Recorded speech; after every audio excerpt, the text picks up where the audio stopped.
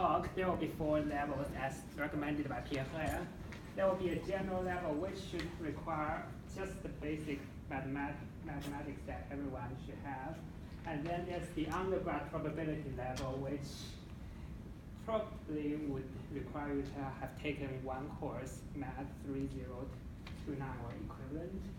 And then there's the graduate probability level, which probably requires you to have taken another course or some equivalent experience. And finally, there's a greater level, which is supposed to be only understandable to those who are really going to read my paper, like those who are going to grade my paper.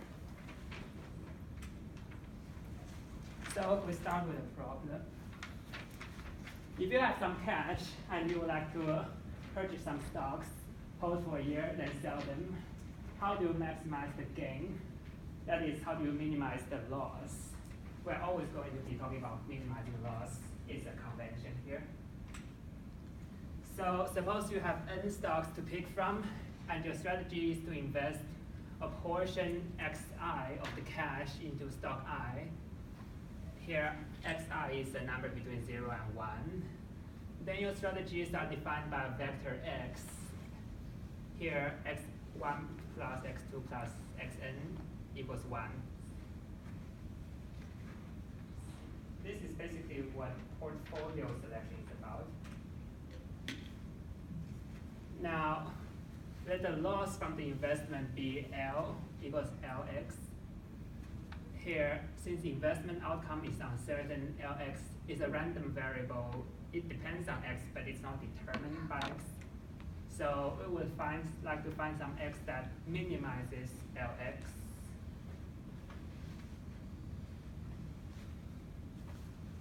Now, because Lx is random, so you can't minimize it directly, unlike a real number function which can be minimized.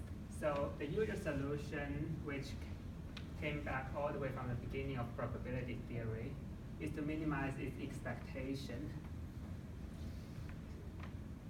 So here you have x star, which star usually means optimal in some sense.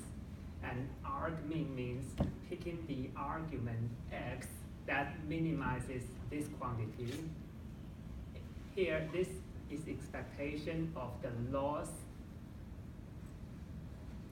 So all in all, it says you pick the portfolio that minimizes the expectation of loss.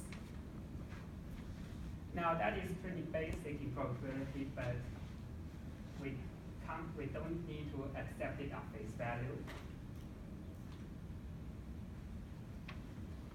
The thing is that minimizing expectation could be dangerous in some situations when there's a small chance of catastrophe. Since we were talking about investment, we will look at an example from finance. So I don't know if you heard about it, but long-term capital management used to be a very big company that back in the 1990s, it was founded by several big names, including the Nobel laureate Show. If you have heard of Black-Scholes equation, that's the Show. Now, it founded in 1994, and it achieved about 20% gain for quite a while, and then something unexpected happened, and it completely crashed.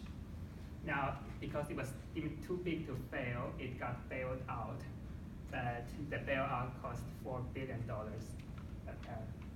approximately. So, what does this mean for long-tail behavior? Well, when probabilists and financial mathematicians and such, they talk about the long tail, they usually have in mind something like this.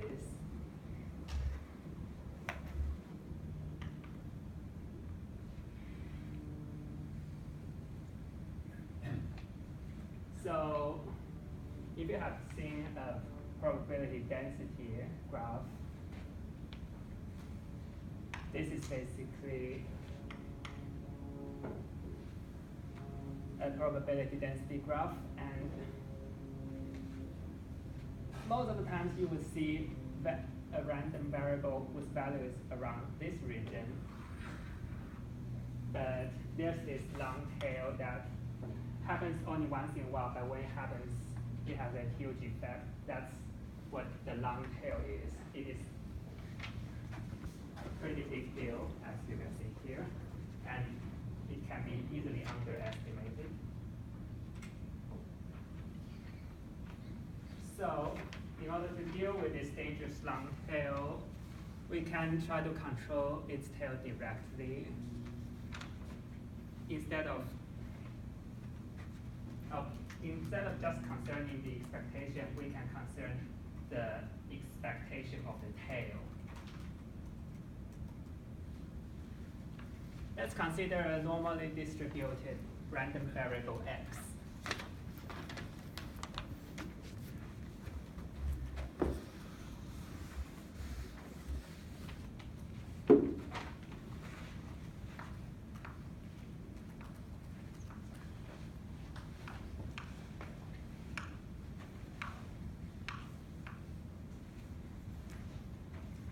Here, this wavy mark means that x is a random variable distributed according to a distribution. N means that it is a normal distribution.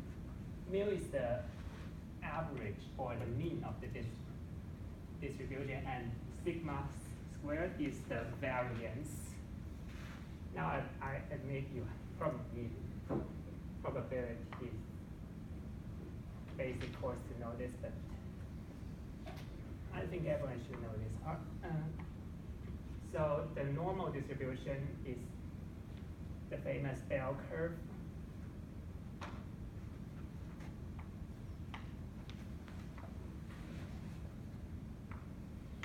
Rho x means the probability density of x.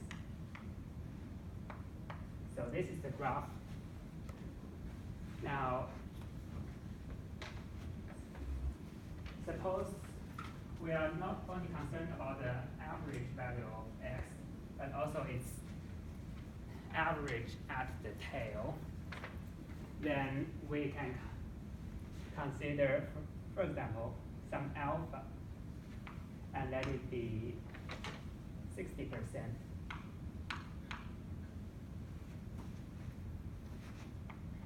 Then what we are concerned is to study the behavior of x when it exceeds the worst when it gets worse than 60% of the cases. So here's alpha. This area has an area of 60%, and this area has an area of 40%.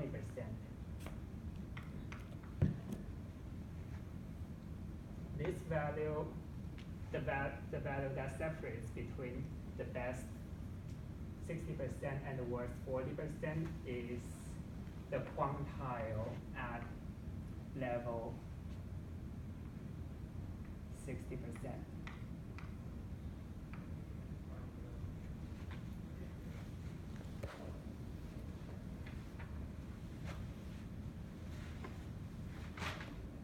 Now,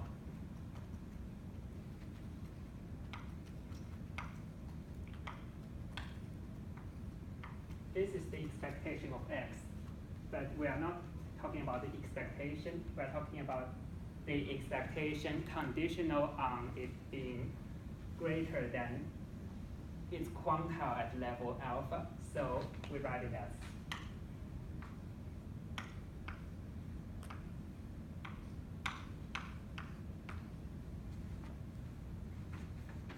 now, what does this value mean, and what does it mean for this value to be small?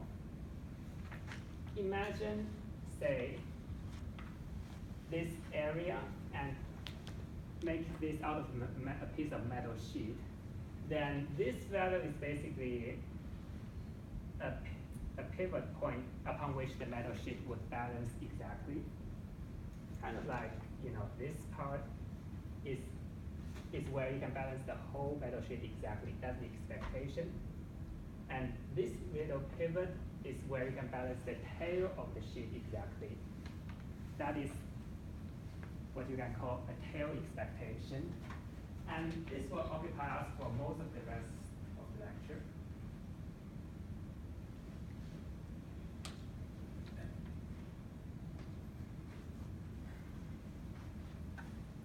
Now, we will give this quantity a better name because this is a little long. So the name of this quantity is conditional value at risk. Let's break down the name a little bit because it's a financial jargon and they are not very good at naming things. So first, conditional. Conditional is simple enough. It means conditional upon this quantile, conditional upon x being greater than its alpha quantile. Value at risk. Now, a little bit of history might be in time. Value at risk itself is a financial instrument used by financial mathematicians. It's just the quantile, but they call it value at risk. So, for example, they would say the value at risk at level 99% is something, which means that 99% of the times they would not lose more than that value. 1% of the times they would lose more than the value. The obvious problem with value at risk is that if you say value at risk is 99% is $5,000, well, good. What happens in the 1%?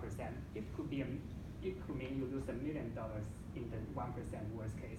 It just doesn't show up in the value at risk. So it's not a very good risk measurement, unlike conditional risk, value at risk, which is a significantly better measurement, as we will see. Now, this is going to be pronounced as C bar alpha. C bar 0 and C bar 1 are special cases. Let's look at C bar 0.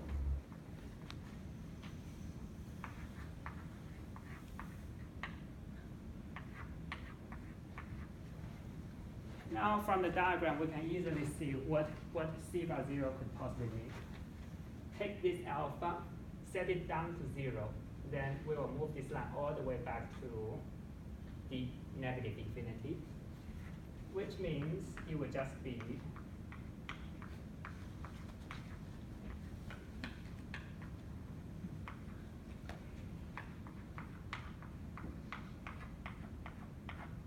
so that's just expectation.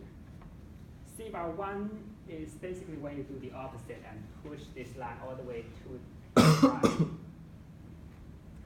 So basically it means conditional on x being as big as it possibly could, the expectation of x, which is just the supranorm of x. Basically the worst possible case scenario. Let's do an example. The simplest possible case is when x is a uniform random variable over 0 and 1.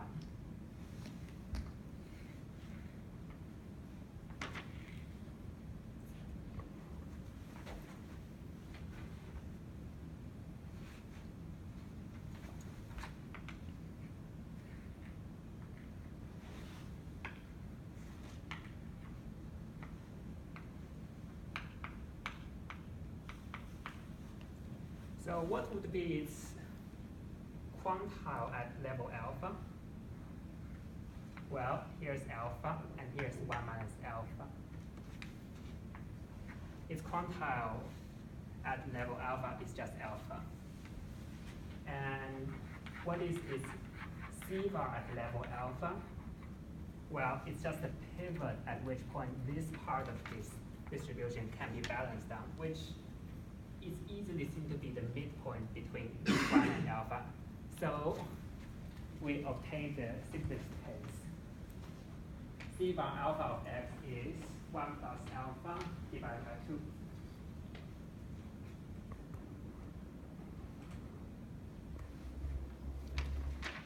Now, now we take a little detour into considering discrete approximation of a continuous random variable. Not necessarily continuous. Let's consider a random variable x that that is not known to us, but we can sample from x. So let's say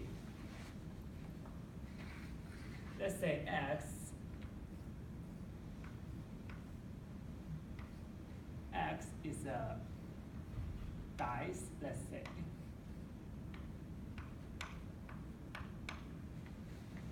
And we are not sure what's its probability of coming up ones and twos and such, but we can throw the dice many times and figure out what it could be. That is sampling from its ID process. ID means independent and identically distributed. So let's say we throw the dice n times and get its results x1, x2, xn. From these, we can construct an approximation to this dice by defining another random variable depending on these random variables.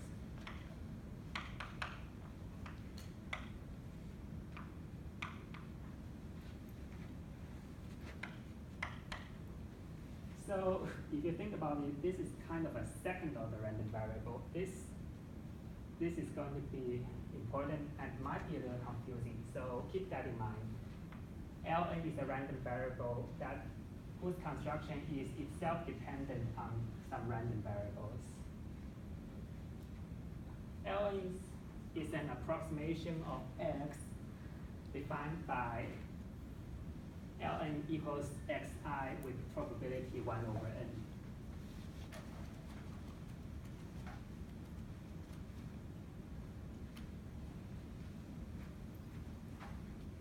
Now, suppose n is big and x is nice, then we should expect Ln to converge to x or is similar to x in ways. For example, we should expect the expectation of Ln to be close to the expectation of x. So here we might take a little time to figure out what is expectation of Ln. Since Ln is a random variable which has probability 1 over n of being xi, its expectation is just xi averaged over. Now this seems quite plausible, and under mild assumptions on x, it is true. However, I should also note that this number itself is not a real number. This is a random variable. So this is basically this is a second order random variable, and its expectation is a first order random variable, which should be close to expectation of x. And there's a side remark. For anyone who has taken statistics, this is essentially the idea of bootstrapping.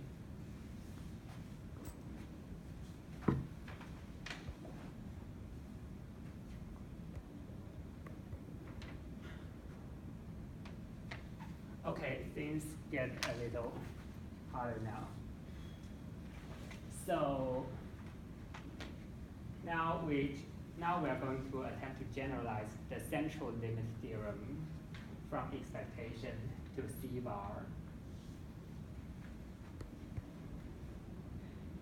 Intuitively, the central limit theorem states that for any x with variance sigma squared, we have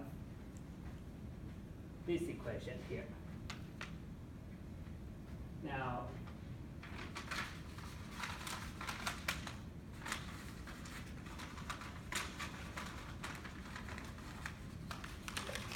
the first half of the equation we have already seen, but then there's this remainder term and an extra ignorable, even smaller remainder term. That requires some explanation. So the usual way to write the central limit theorem is like this.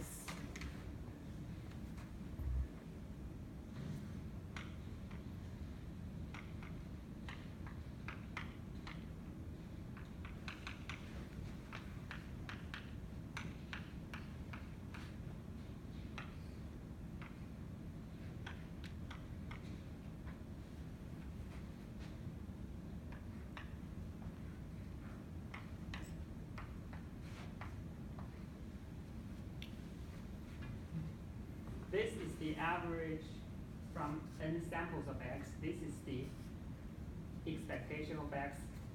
The average, the sample average of x should be converging to expectation of x. However, there's a remainder term. So in order to find the remainder term, we essentially do a series expansion.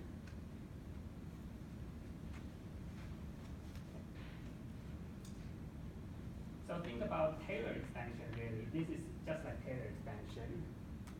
We take this average is uncertain. It's got a constant term, so we subtract the constant term. The remaining term then would have to go to 0, but we don't want to look at go to 0. We want to study its behavior. So to prevent it from going to 0, we multiply by a suitably powered up n so that it does not go to 0. Now it will go to a normal distribution with mean 0. Mean 0 because the expectation has already been subtracted. And variance sigma squared, which is the variance of x. So that is the central limit theorem. I wrote it like this just to show its similarity with Taylor expansion.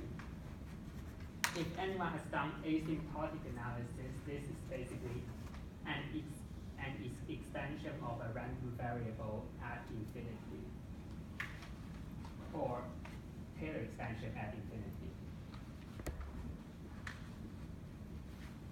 Oh, and finally, this converges in distribution. It just means that, well, it's because this is not actually a random variable itself. It's a distribution of some random. It's a distribution that a random variable can have. So it's saying that this thing will have its distribution converging to this thing. So for example, it might look like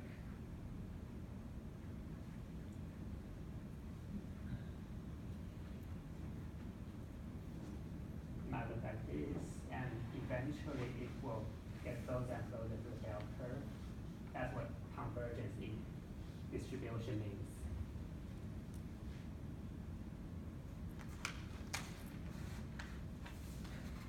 So we've got the central limit theorem for expectation. Now it suggests something quite simple. Just take every expectation there, replace it with C bar. It should work.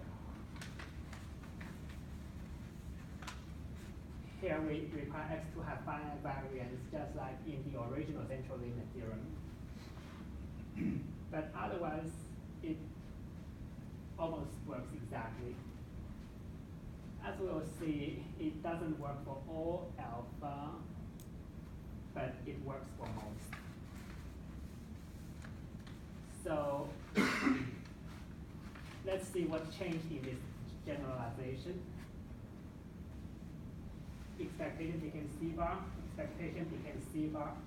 What's this? So because C bar is not expectation, but the tail expectation, this should have a different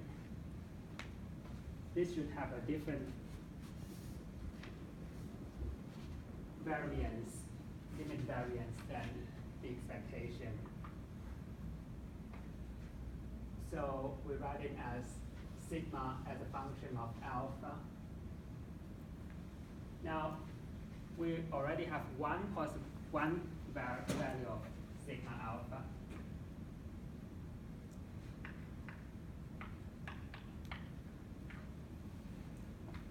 Because when alpha is 0, this thing just reduces to the usual central limit theorem. Because C bar 0 is expectation.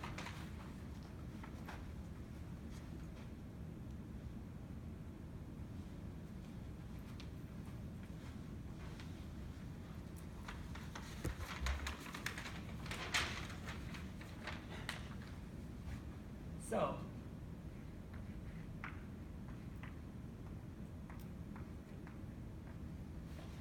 you might have noticed that we only define C bar for continuous random variables, not discrete ones. However, Ln is a discrete random variable. It has probability 1 over n for this and this and this.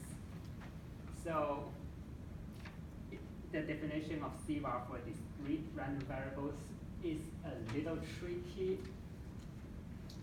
We'll explain if we have time in the end. So, but approximately, this is what it looks like.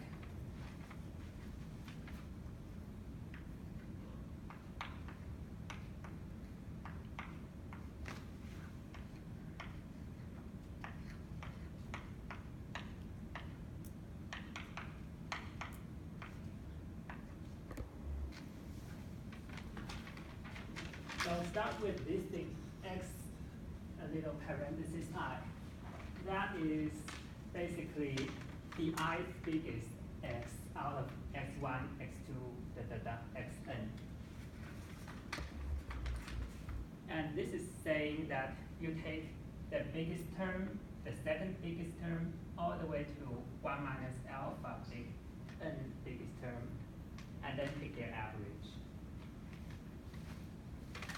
This is a pretty straightforward way generalization, really. If you look at this diagram, you take the biggest 1 minus alpha portion and you take the average, which gives this.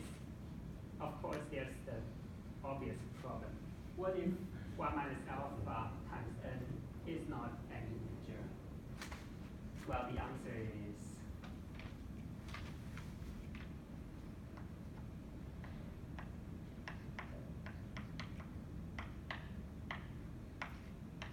if we do this, that is taking an integer that is close to n,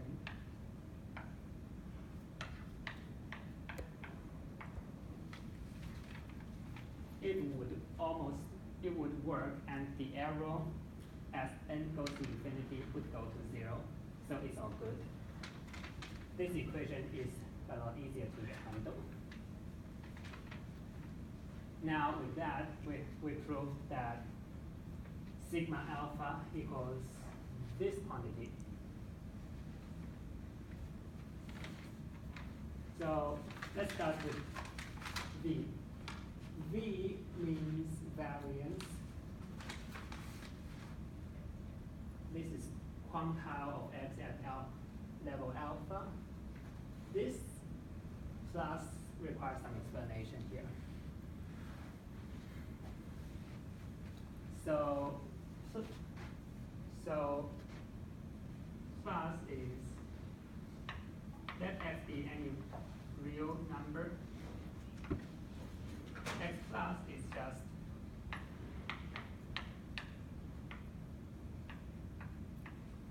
maximum of 0 and x. So if x is negative, it's 0, and if x is positive, it's x. What would x minus q alpha x look like? Well, let's take this as an example again. Now, if we take this and x and minus by quantile at level alpha, we would essentially put this y-axis all the way to here. Then we take its positive part, which would be like this.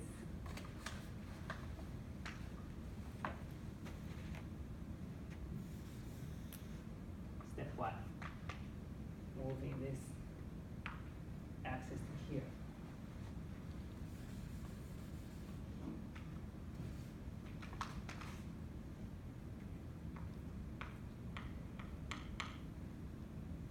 Step 2, taking its positive part.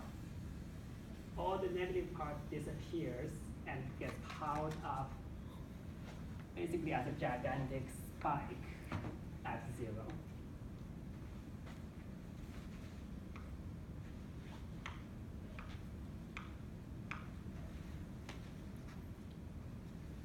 So there.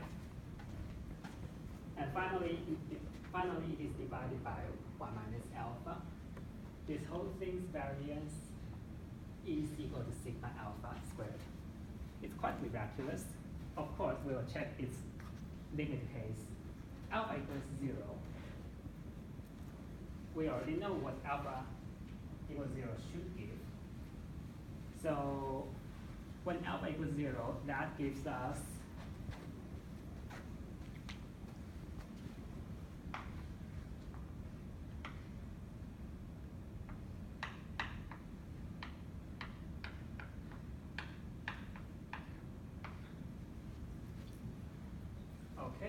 this, as we already saw, it is the quantile at level 0, which is just minus infinity, or as small as alpha could be.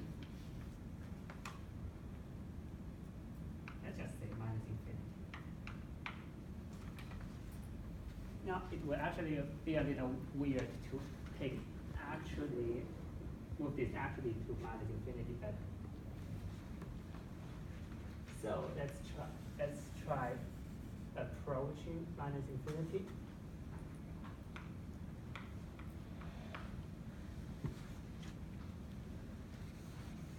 Step 1, move this y-axis to quantile at level alpha, and alpha is very, very close to 1, even though it's not 1. So like this. Step 2, pile up the negative part at 0, which because it's pretty much nothing, we will just pile up a little bit. Step 3, calculate its variance. Now this is essentially just x, but moved up by a distance. And since variance is unchanged if we add it by a constant, this does this back.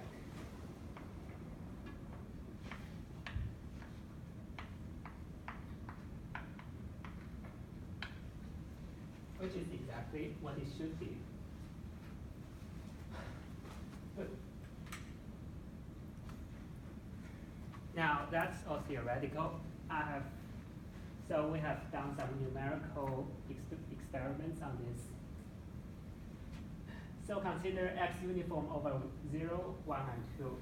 So imagine a fair coin, but with 3 sides, a coin with 3 sides. With 0, 1, and 2. And we generate trials of L1000. So throw the coin 1,000 times and then construct L1000 that, gives.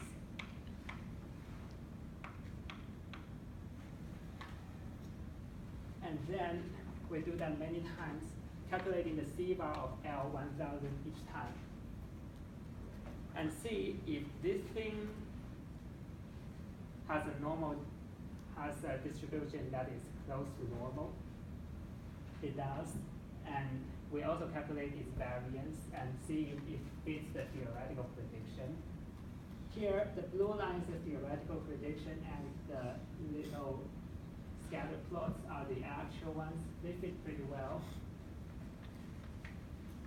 Now, you can see that there are these jumps at level alpha equals 1 over 3 and alpha equals 2 over 3, which is expected because if you plot out the distribution of x, it looks like 3 big spikes.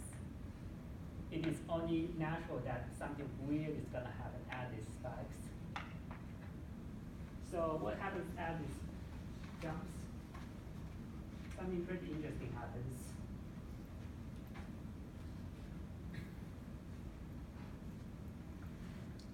So when alpha is not at these critical values, this value, as we saw in the central limit theorem, is distributed normally, just like this value. But at these jump values, it's like they couldn't quite decide.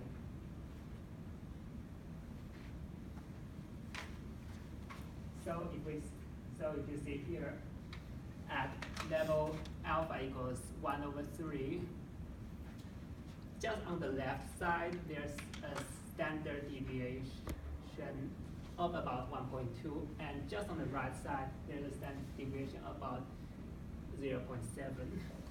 So it's like it couldn't quite decide which one to take, so it takes both.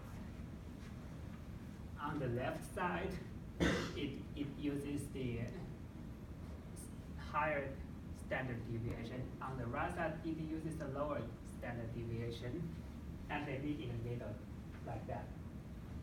And you get a mixed Gaussian, which is the very first time I see these things. It was quite a surprise.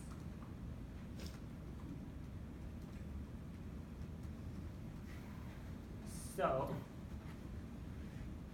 now we get to the greater parts. The way we proved the central limit theorem for C bar, it proceeded in 3 steps. The first step is to use something called Gardner-Ellis theorem. So in the Gardner-Ellis theorem, at least in the version we need, you first define a function kt defined by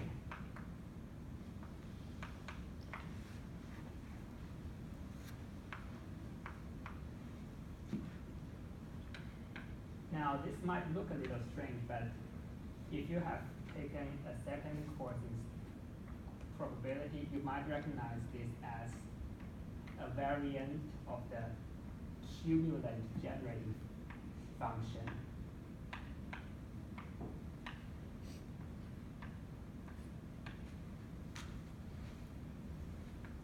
So basically, you take its expectation of this, and then you do this. Now, if we remove all of the business about n, this is just the usual cumulative generating function. But we do this, it's a generalized one. And next, suppose kt has a Taylor expansion of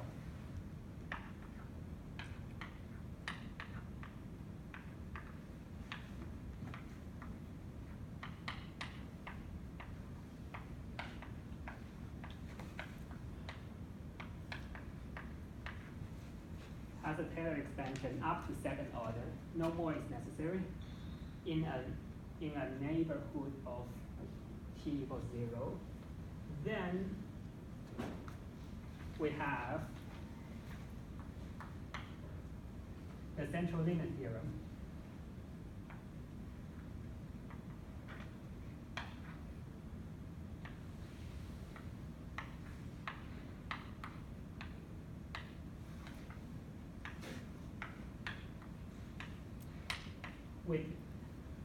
with its first derivative at 0 as the mean value, and its second derivative at 0. Oh, sorry. Forgot something. Yeah, that was that.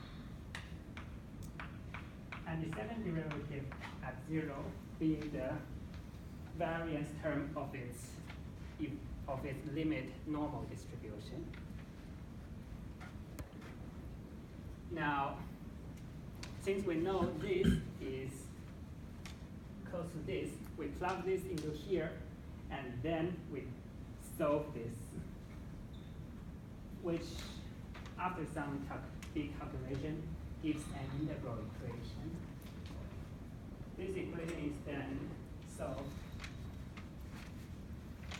This equation is not explicitly solvable directly, but we can solve it for the cases where x is some simple thing. For example, the simplest x is clearly when x is distributed uniformly, and just as simple is when x is distributed as a mixture of uniform.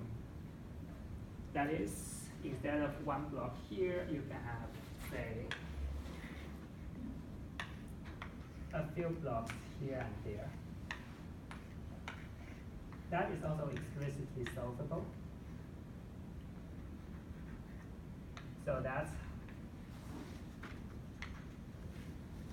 after that is solved,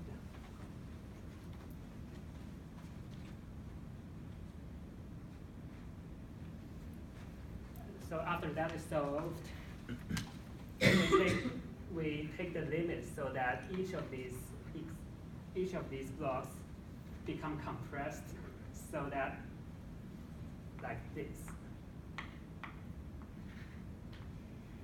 So that x, instead of e continuous, becomes discrete. And I apologize.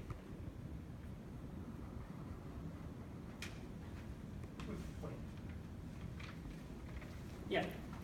So after it becomes discrete, then we take another limit to approximate every continuous distribution as a limit of many discrete random variables, and take the limit, and we get a theorem of central limit theorem for C bar.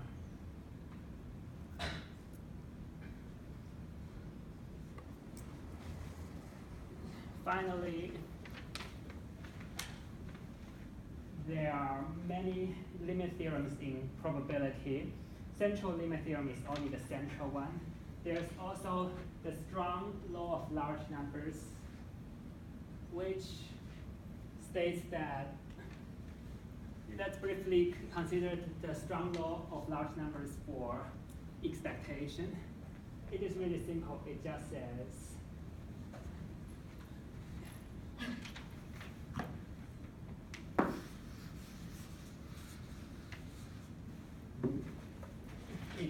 that with probability 1, that expectation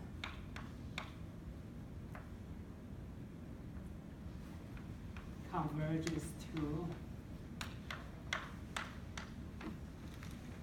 with probability 1, the expectation found by the approximation to x converges to the actual expectation of x with probability 1. So this has a clear generalization by replacing expectation with C bar, and it works. But it can be strengthened a lot. We've got the uniform strong law of large numbers for not just C bar, but for a more general set of risk measures. Let x be a random variable with bounded range, with probability 1 for any, here M is something you should take a little note about. It's a probability distribution over 0 to 1. Then you can define another risk measure by taking a weighted integral of all the C bars. So for example, suppose M is a probability measure concentrated at 0, then this is just the expectation. If M is concentrated at alpha, this is just C bar alpha. And you integrate them all over, you get a general family of risk measures. Then you get this. So notice how strong it is. With probability 1, all these uncountably many risk measures all have the strong law of large numbers all at once. And I would say I was quite impressed by this. The way it is proven is by starting with this and then using the Gardner-Ellis theorem, which has a second part.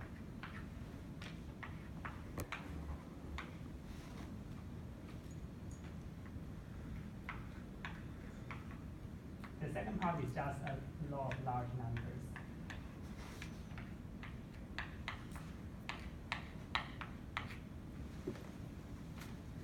Which is pretty much a corollary of the first part, if you think about it. So using Gardner-Ellis theorem, we get the probability that all of these strong law of large numbers are true separately. And then we do basically some analysis, pure analysis that doesn't involve Gardner-Ellis.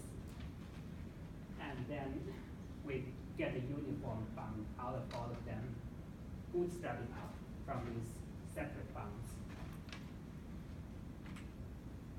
Okay, conclusion.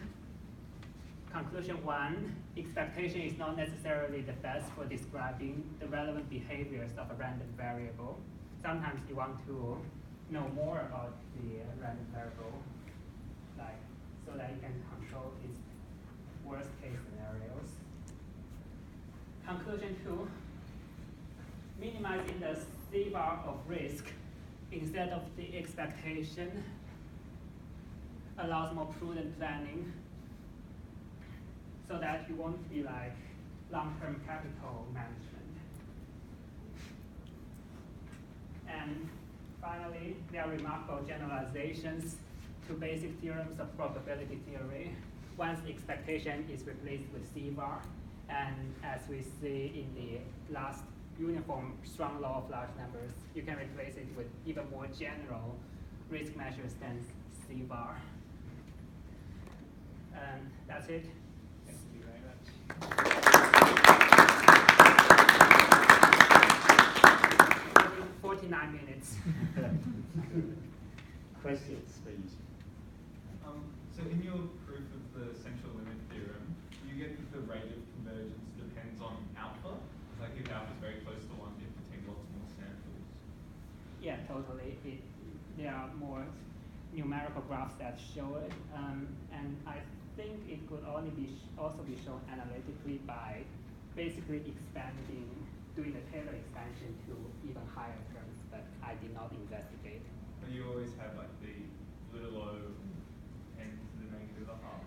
Yeah, if I would have to guess, if I would have to guess that little term, I would guess that it behaves something like,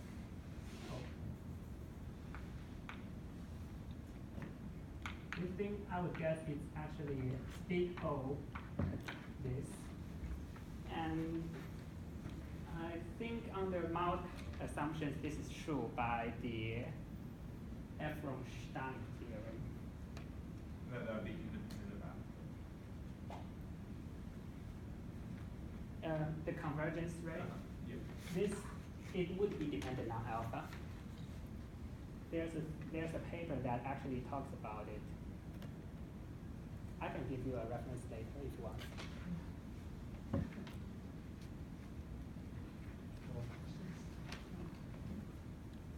Okay, so if I'm just thinking, I'm calculating an expectation, I'll use some of that central limit theorem to tell me if I'm doing, say, a Monte Carlo simulation to give me some idea of the error bound that I've got computed by doing a fixed number of samples. Yes. So if I did the same thing with your approach, Yes. how easy would it be for me to estimate the error given I need to compute this sigma of alpha when I've got, I don't know too much about my distribution?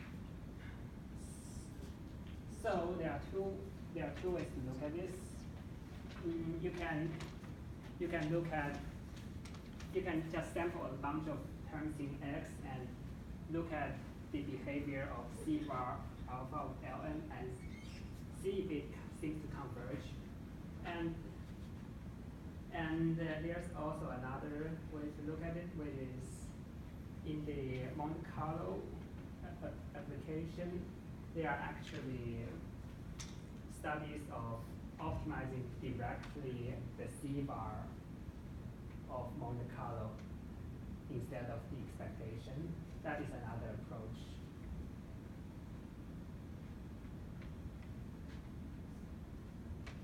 Does that answer your question? So, I mean, what you've got here is something which looks at one tail. If you looked at two tails, it looks like it would be very similar to the trimmed mean. So my question is, so the trimmed mean, you take everything outside the lower and upper, you take the two-tailed sort of trimming. What aspects of this would almost directly go through the two-tailed version? So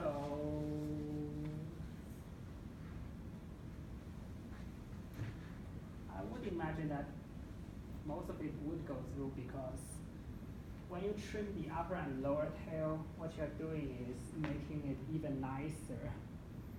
The tails are wild, the bulk is nice. And people talk about fat tail all the time, because fat tail is when there is a high chance of catastrophe and wild things happen at the fat tail. Now, if you take out the higher and lower tail, you get the thinnest tail possible, a tail of exactly 0. That is usually going to be very nice. But I have not thought about it, so I can't give more precise statements on it. More questions? All right, thank you, Keegan.